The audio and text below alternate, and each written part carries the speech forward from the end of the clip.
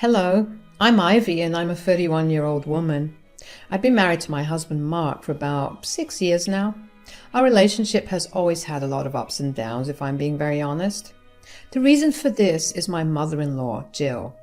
Jill and I were as opposite as they come. Jill was a very traditional woman. She believed that men ruled the house and that women were supposed to be submissive to them. I didn't hold any of these views, but I never chastised her for her views in any way. I understood that she came from a generation where that was the norm. However, times have changed, and regardless of the gender roles, to survive in this economy, both genders needed to work. Jill never worked a day in her life, at least worked anything but housework. I, on the other hand, had started working at the age of 15 because I didn't come from a financially stable family. If I wanted to have anything, I needed to work for it. I developed a really good sense of work ethic, and a majority of my teenage years and my 20s were spent outside the house. Because of that, I never really learned how to do housework well. I mean, I can clean the house and make sure everything is neat, but if you ask me to cook, I wouldn't get very far. Jill absolutely hated that. She hated that I was working to begin with, even though I made more than Mark. She constantly belittled me and called me a disgrace to all women. The first time this happened was when we first met. At that time, Mark and I had been dating for over a year, and he wanted to introduce me to his mother. His father had died just a year ago, but he left Jill with enough money to live the rest of her life comfortably. Being that she was the only parent he had, he wanted me to meet her and get her approval. We met for lunch at her place. She seemed really nice and welcoming at first, but all that changed when we started eating lunch. So, what are you studying right now? I'm studying digital marketing. Oh, and why is that? I wouldn't expect that to be a course that's popular among women. Oh, well, it's pretty popular in general. With the way the world is developing, there is huge scope for digital marketing. I chose it for that primary reason. So, you mean you plan to work after you graduate? Of course. At this rate, I don't think I'd be able to survive without working. Okay, that's enough about Ivy, Mom. Why don't you tell us about how you made this casserole? It's really good. Can it, Mark? Tell me, Ivy. Why do you say that you can't survive without work? Well, I've been working since I was 15 to support myself. 15? Did your parents not help you out? Of course they did, but I needed money for other things like extracurriculars or even just to buy myself things that I liked. That is the job of the man of the house, not yours. Well, both my parents worked really hard to make sure I had food and a roof over my head. I didn't want to burden them even more. It's a good thing, though. I know how the corporate world works, and I have a pretty stellar work ethic. That's disgusting. Excuse me? Women are not supposed to work. I tried to ignore the fact that you showed up in jeans because I hoped you were more feminine than that, but this I can't tolerate. What's so wrong about working? If I didn't work, I wouldn't be able to get an education. What does education matter when you have to take care of your house and kids once you marry Mark? Okay, that's enough, Mom. You either stop talking or Ivy and I are leaving. I remember being so appalled at Jill's ideologies. After that, lunch was pretty much ruined. Jill kept glaring at me and would not even look at me. Mark tried his best to lift the mood up, but Jill would not budge. After we left her place, which she insisted on me doing, by the way, Mark apologized a lot for his mother's views. He told me that that was how she was raised, and his dad was a man who believed in those views as well. The only thing I could think about, how lucky Mark was to have been born a man, because if he was a girl, Lord knows he would have had hell to deal with. Of course, I didn't interact much with Jill after that. Even if I did try, she refused to acknowledge me.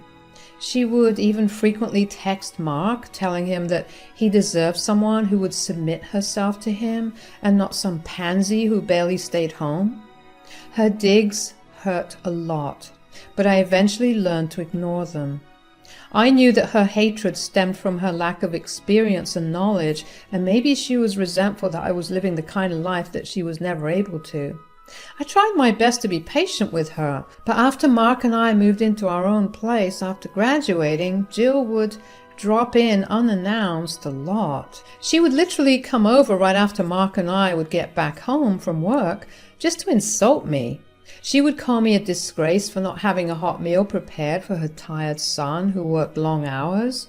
I tried to defend myself by telling her that Mark and I worked the same number of hours, so there was no way that I could do everything she wanted me to do for him. She wouldn't listen, and eventually I stopped trying to defend myself to her. She would then walk around the apartment and pick apart everything that was wrong with it, from the interior design to its cleanliness. I dealt with it for a few weeks, but afterwards I had to put my foot down. I talked to Mark about it after Jill had come over that day and yelled at me for not recognizing that one of the bulbs in one of the lamps in our living room was dimmer than it used to be. Yes, she was that particular about things. I just can't take it anymore. I'm so sorry, Ivy. Your mother can't just waltz in every other day to berate me. Do you even know how much anxiety I've been experiencing this past few weeks? I've been having nightmares about it. I'm so sorry that you have to go through that. Sorry won't cut it, Mark. Well, what do you want me to do? There are a lot of things you can do. For starters, maybe tell your mother not to come over so often. You know I can't do that. I'm her son. Great. Then you go over to her place. You don't get to decide who comes here and who doesn't. I live here too. I'm not saying that your mother isn't welcome here. She's welcome here as long as she isn't going to insult and belittle me. Look, you know my mom has a lot of strong and strange opinions. I wish I could contradict her and tell her to stop, but she's too sensitive for that. You need to do something about it. Don't you see that I'm getting hurt because of it? You can't just watch your mother hurt and insult me for hours and get away by telling me sorry. Sorry isn't making me feel better. Okay, I'll tell her to stop coming over more often, but I need you to know that that won't stop her from coming over and being herself. That's just who she is. I wasn't happy with that exactly. But Mark stuck to his word. I began to see Jill less frequently, and I could finally breathe in peace again. Although I will say that Jill seemed to hate me even more than she did before. I couldn't even bring myself to care about it. We spent a good few years without her interference. Mark still visited her a lot, but I kept my distance from her and instead just focused on my work.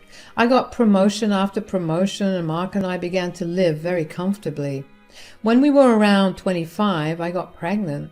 At that point, our relationship wasn't at its best because Jill began interfering in our relationship once again. She kept telling Mark that I was emasculating him by being the one who earned more money, and it started getting to him. He began withdrawing himself from me and became very passive-aggressive. I was going to leave him, but the pregnancy changed things. I very well had the means to leave and never tell him a word, but I felt like that was the wrong thing to do. I still loved him very much, and he deserved to know that he was going to be a father. Surprisingly, Mark was really happy when he found out that he was going to be a dad. So happy, in fact, that he did an entire 180 with his personality. We became even closer as a couple. He began to stand up to Jill whenever she said anything against me. Although her insults stopped when she found out I was pregnant because she believed that pregnancy was me fulfilling my role as a woman, not to mention she thought that it meant I would stop working. I didn't have the heart to tell her that it wasn't going to be the case, mostly because I didn't want to be pregnant and deal with her hatred towards me. Mark and I decided to get married at a very small and intimate wedding where all our guests were only our closest friends and family members.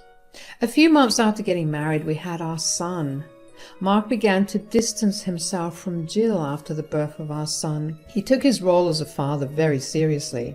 He had no time to be with Jill, although he still did talk to her every day on the phone and visited her once every other week. Jill was fine with it and even accepted that this was all part of the process of her son growing into adulthood. What she did lose her mind over was my returning to work after 1 year of my son being born. My company was very progressive, and I got paid maternity leave for however long I needed. Once my baby was weaned and able to be away from me for extended periods, we put him into daycare. Jill would call and text me every day to tell me that not only was I an awful wife, but I was also a horrible mother. She even tried to call CPS on me once, but that matter was very quickly resolved, although Jill did get a stern warning for false reports. After that, a switch flipped in Mark. I guess nearly having his son taken away because of his mother's prejudice rocked his world in the worst way possible. Mark and I had a lengthy discussion about Jill's behavior, and we decided that we did not want her to be a part of our lives anymore, at least until the foreseeable future.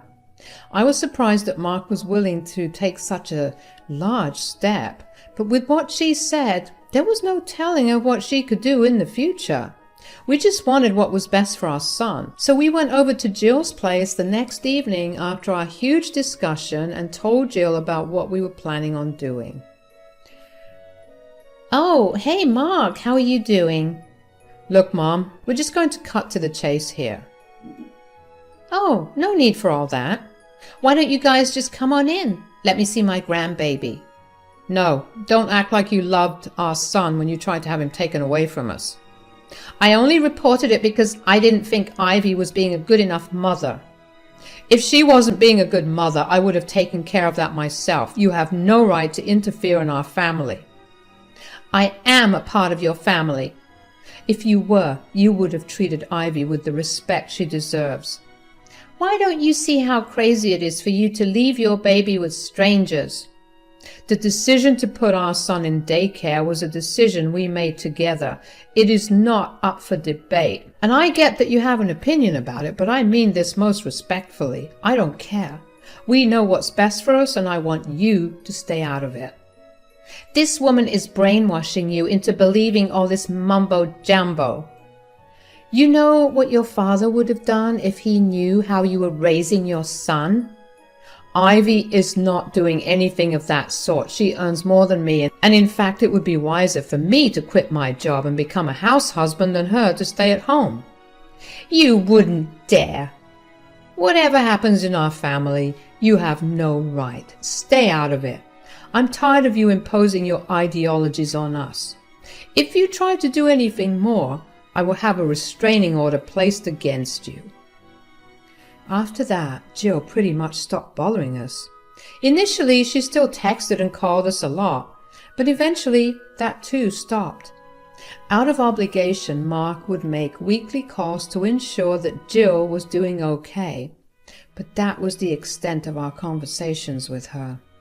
That was how it passed for the next 5 years. A lot happened, but let me tell you, there was not a day that went by where I wasn't grateful that Jill wasn't there to berate or insult me. That all changed when she reached out to Mark one day on her own.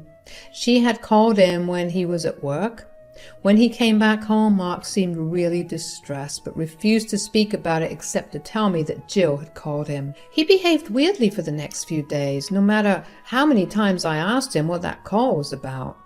Finally, I had enough, and I asked him for one last time what was wrong. "You better start telling me what's wrong, or I'm going to call Jill up myself and find out." No, don't do that. I'll tell you." "Good. Now tell me."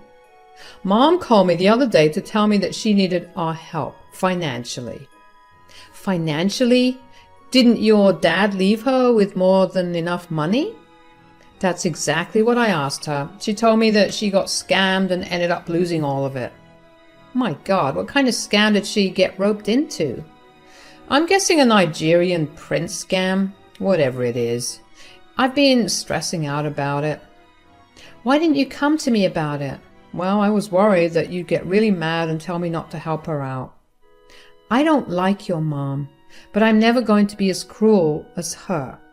What do you want to do about it?" "Well, I know we have our own finances, but I really don't have anything by the end of the month to give Mom." "Of course I'll help her out. How much do you think she'll need?" "Around $2,000. That's going to require us to cut back on some things, but that's fairly doable. Thanks a lot, darling. Of course. To be honest, I was not happy to hear that Jill had managed to lose all her money. Now, I had no idea about how much money was in there, but I knew that it was more than enough for her to be able to not only eat out every day, but also buy herself all the fancy things she wanted without her having to bat an eye. For the next few months, I sent Jill the money. Funnily, she never complained about me sending the money instead of her son. Maybe she did see just how valuable I was to our family and why it was so important for me to work. I rode that high of having silently put Jill in her place for those few months, and then it all came crashing down. Me sending Jill money every month opened the gates for her to enter our lives once again. It started off with Mark and Jill getting on call every other day, and then Mark started visiting her. I had no problem with it. As long as Jill wasn't insulting or belittling me, she was free to make her comeback. When Jill started coming over to our place, she was nice, or as nice as she could be.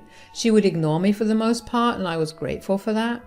But as time passed, she got bolder and began to go back to her old ways. This time, instead of standing up for me, Mark ignored everything that happened. It only got worse after that. For the next year, I went back to being tormented by Jill. I tried to get Mark to do something about it, but he always told me that his mother had just gone through something traumatic, so he couldn't be mean to her. I was frustrated, and I felt like I was back at square one. My only comfort was that my son wasn't being exposed to the way that Jill treated me. That was until one day at dinner I happened to accidentally spill some food on the table, and I was serving my son his food, and he called me a ditz with hay for brains. I stood and stared at him in shock. That was not something my son would ever say to me. But there was one person who would do that: Jill. In fact, she has called me that many, many times. I gently asked my son where he heard that phrase from, and he revealed that Mark had been taking him over to Jill's when I was at work for the past few months. To say I was livid was an understatement. I told Mark that Jill was under no circumstances allowed to see or interact with our son until he was 13. I didn't want her views to shape who he was in any way. To find out that Mark crossed the only boundary I had made me see red. So I decided that I needed to get even. I had one thing over Jill, and that was me sending her money. Although maybe it was because of how angry I was, but in that moment I realized just how weird it was that Jill got scammed out of all her money. There must have been a lot in there, and even she was not stupid enough to give her account details to anyone. She wouldn't even let Mark use her card. I decided to do some digging. The next day I went over to her place and told her that I had been trying to transfer her some money, but the transactions weren't going through. I told her that I had called my bank and my account was in the clear.